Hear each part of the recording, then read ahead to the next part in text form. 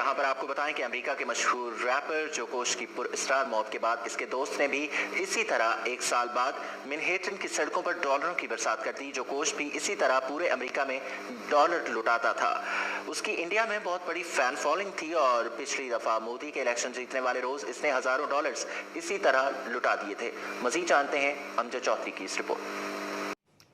आज से ठीक एक साल कबल मेरे दोस्त जोकोश को मार दिया गया और मैं आज उसकी याद में ये मनी शावरिंग कर रहा हूँ।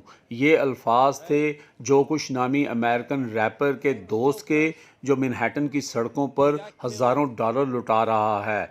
जोकोश को एक साल कबल आज ही के रोज़ कत्ल कर दिया गया था। जोकोश की मौत आज भी पुरस्कार मानी जाती है और उसके कातिल का आज तक पता नहीं लग सका।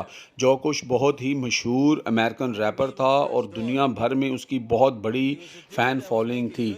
वो अपने इसी टैलेंट से लाखों डॉलर कमाता था और फिर जिस शहर में वो प्रोग्राम करने जाता था वहाँ पर वो इसी तरह मनी शावरिंग करता था।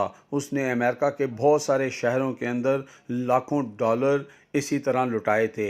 उसकी निजी ज़िंदगी के बारे में कुछ ज़्यादा मालूम नहीं हो सका। बताया जाता है कि वो हाफ कास्ट था। उसका बाप ब्लैक अमेरिकन और उसकी माँ इंडियन बताई जाती है।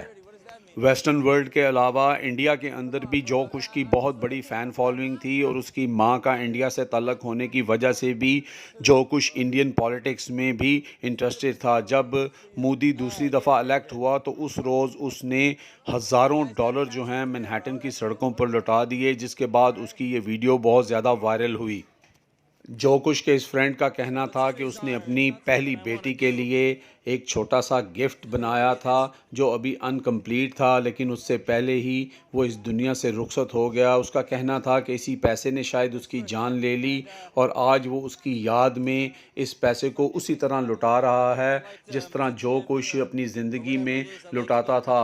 वो पैसे को इतनी अहमियत नहीं देता था, लेकिन पैसा उस पर आशिक था और वो पैसे को इसी तरह लोगों में लुटाता रहता था।